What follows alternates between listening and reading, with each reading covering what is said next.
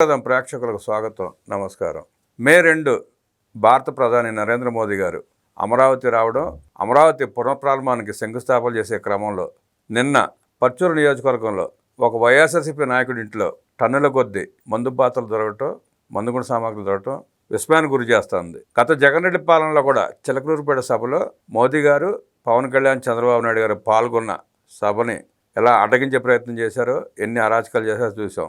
మళ్ళీ ఇప్పుడు మోదీ ప్రధాని గారి సభని విచ్ఛిన్నం చేయడానికి దొరికినాయి అన్నట్టు బయటపడుతున్న క్రమంలో వివరించడానికి మనతో పాటు సోషల్ యాక్టివిస్ట్ శ్రీలీల గారు ఉన్నారు. వారిని అడిగి మరిన్ని విశేషాలు తెలుసుకునే ప్రయత్నం చేద్దాం. నమస్తే అండి. నమస్తే అండి. గతంలో చూశారు మీరు, ఇప్పుడు మోడీ గారి పర్యటన సందర్భంగా మందు గిండ సామాగ్రి దొరకడం, దాన్ని ఎట్లా చూస్తారు, ఎట్లా విశ్లేషిస్తారు? ఇక్కడ వైఎస్ఆర్సీపీ పార్టీ వాళ్ళు ఏదైతే మనం చూస్తున్నాం, గతంలో చిలకలూరుపేటలో ఈ కూటమి ప్రభుత్వం యొక్క కూటమికి సంబంధించి 3 పార్టీలకు సంబంధించి మహాసభ జరిగింది. మరి ఆ సభలో ఎంత భద్రతా వైఫల్యానికి వీళ్ళు దారి తీశారు, తలపెట్టారు. నేను కూడా అదే సభలో చిలకలూరుపేటలో విఐపి గ్యాలరీలో మేము చూస్తూ ఉన్నాం. ఖచ్చితంగా అక్కడ సాక్షాత్తు ప్రధానమంత్రి నరేంద్ర మోడీ గారు, మరి పురంధరేశ్వరి గారు, చంద్రబాబు నాయుడు గారు, బాలకృష్ణ గారు, పవన్ కళ్యాణ్ గారు, ఇంతమంది అధినేతలందరూ కూడా ఆ ప్రాంగణంలో ఉంటే ఎంతోమంది, వేల మంది, లక్షలాది మంది కార్యకర్తలు కానివ్వండి, విఐపీలు కానివ్వండి, అందరూ వచ్చిన సభలో పోలీసులు ఏ విధంగా ఆ రోజున భద్రతా వైఫల్యం కల్పించారు. మరి దాని మీద వాళ్ళకి సస్పెన్షన్ వేటు కూడా పడింది, రవిశంకర్ ప్రకాష్ పర్సన్ మీద.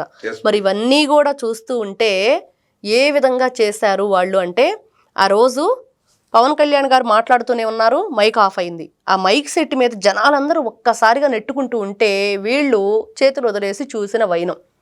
మరి ఆ రోజున ఎవరైతే భాష్యం ప్రవీణ్ గారు కూడా అదే గ్యాలరీలో ఉండటం, ఆయనకు సంబంధించిన ఎవరైతే వాళ్ళ సెక్యూరిటీ ఉన్నారో వాళ్ళు గనక మమ్మల్ని సేవ్ చేయకపోతే నిజంగా ఆ రోజున ఎన్ని మరణాలు జరిగేవో చెప్పలేని పరిస్థితి. ఈ రోజున బాపట్ల జిల్లా ఏదైతే పర్చూరు నియోజకవర్గం మార్టూరు అనే గ్రామంలో జరిగిన ఈ భారీ ఏదైతే జెలిటిన్ స్టిక్స్ అనేవి టన్నుల కొద్దీ బయటపడ్డాయి. మరి ఎవరైతే దాసం హనుమంతయ్య అనే వ్యక్తి వైఎస్ఆర్సీపీ పార్టీకి సంబంధించిన ఒక అధ్యక్షుడు, మరి అతనికి సంబంధించింది ఆ గోడౌను. మరి వీళ్ళు ఇక్కడ కొన్ని ఏదైతే గ్రానైట్, దానికి సంబంధించి నిల్వలు, దానికి సంబంధించి ట్రాన్స్పోర్ట్ జరుగుతుందన్న పేరుతో ఈ పేలుడు పదార్థాన్ని ఎందుకు నిల్వ చేశారు అనేది జిల్లా ఎస్పీకి సమాచారం ఇవ్వటం, వాళ్ళు వచ్చేసి దీన్ని రేపు ఏదైనా మోడీ గారికి సంబంధించిన సభలో వీళ్ళు ఏదైనా విఘాతాలకి కల్పించబోతున్నారా అనే కోణంలో చర్చిస్తున్నారు. ఎందుకు ఈ విధంగానే ఆలోచించాలి అని అంటే, ఖచ్చితంగా వీళ్ళు చేసే పనులు ఏ విధంగా ఉంటాయి అంటే, మనం చూసాము జగన్మోహన్ రెడ్డి గారి ఆలోచన విధానం, సొంత బాబాయిని చంపేసుకోవటం, మరి అతనితో పాటుగా అనుమానాస్పదంగా ఆ సాక్షులు చనిపోవటం, మరి ఈ రోజున తల్లి కూడా ఓటేయకుండా ప్రాణభయంతో పరిగెత్తింది వేరే దేశానికి అనేది కూడా మనం వింటూ ఉన్నాం. మరి ఇట్లాంటి వ్యక్తి దేనికైనా కూడా వీళ్ళు తెగబడతారు, దేనికైనా వీళ్ళు తెగించటానికి ముందున్నారు.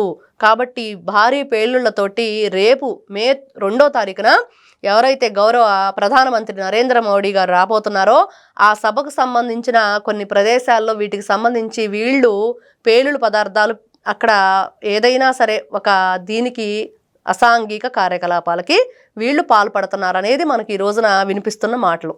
అంటే గతంలో కేంద్రం చర్యలు తీసుకోబట్టి ఇలాంటి ఘోరాలకు పాల్పడుతున్నారంటారా?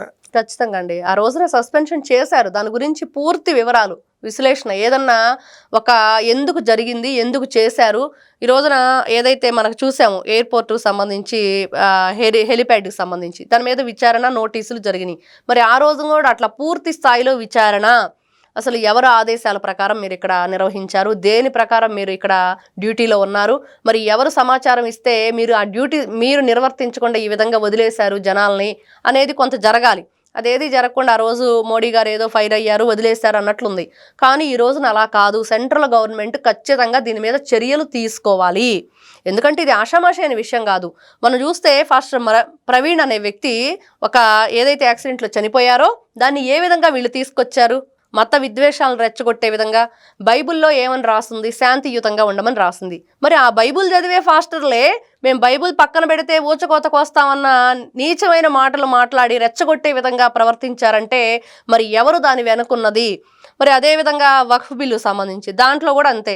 వీళ్ళు లోక్సభలో మరి రాజ్యసభలో పలు విధాలుగా ద్వంద్వ వైఖరి ప్రవర్తించడం, దాని మీదే సుప్రీంకోర్టులో మేము కేసు వేశామని చెప్పటం, మరి వక్ఫ్ బిల్లుకు సంబంధించిన భూమిలోనే వీళ్ళు సాక్షి ఛానల్ బిల్డింగ్ కట్టుకోవటం, ఇవన్నీ చూస్తూ ఉంటే ఈ రోజున హిందూ సనాతన ధర్మానికి సంబంధించి గోవుల మరణాలను కూడా అడ్డం పెట్టుకొని భయంకరమైన రాజకీయాలకి వీళ్ళు తలదీస్తున్నారు. అదేవిధంగా ఏం చూస్తున్నారంటే ఏదైనా సరే వీళ్ళు మతాల పేరుతో కులాల పేరుతో రెచ్చగొట్టడం, ఈ రోజున సాక్షాత్తు నరేంద్ర మోడీ గారి మీదే నిజంగా చర్యలు తీసుకోకపోవటమే దీనికి మెయిన్. వీళ్ళు మళ్ళీ మళ్ళీ ఇట్లాంటి తప్పులు చేయడానికి పాల్పడుతున్నారు.